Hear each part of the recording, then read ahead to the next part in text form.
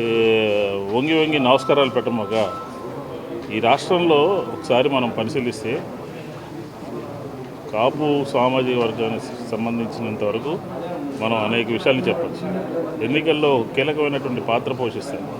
ఆ పాత్ర పోషిస్తారు అనే ఉద్దేశంతోనే 1988లో తెలుగుదేశం ప్రభుత్వము ఇదే చంద్రబాబు నాయుడు వంగవీటి మోహన్ రంగారావు గారిని హత్య చేయించారు. దాని గురించి నీకు తెలుగుదేశంతో కలిసి మాట్లాడే నైతిక హక్కు ఉందా?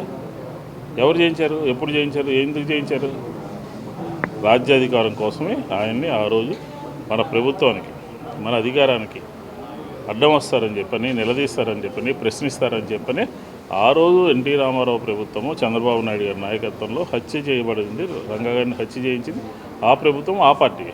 అలాంటి వాళ్ళతో చేతులు కలిపి నువ్వు ఈరోజు 24 తీసుకుని పేద ప్రజల కోసం పనిచేస్తున్నటువంటి ఈ రాష్ట్రంలో ఒక బ్రాండెడ్గా ఉన్నటువంటి జగన్మోహన్ రెడ్డి గారి గురించి నువ్వు పిచ్చి పిచ్చి ప్రలాపనలు పేలితే 24 సీట్లు ఎక్కడ, 151 సీట్లు ఎక్కడ, 2 చోట్ల ఓడిపోయిన వాళ్ళు పరిస్థితి ఏంటి, 151 చోట గెలిచిన లీడర్ ఏంటి, 22 పార్లమెంట్ ఏంటి, 10 రాజ్యసభ ఏంటి, మొన్న జరిగినటువంటి వరుస ఎన్నికల్లో స్థానిక సంస్థలు, జిల్లా పరిషత్తులు, పంచాయతీలు వాటిలో విజయం సాధించినటువంటి దాని పరిస్థితి ఏంటి?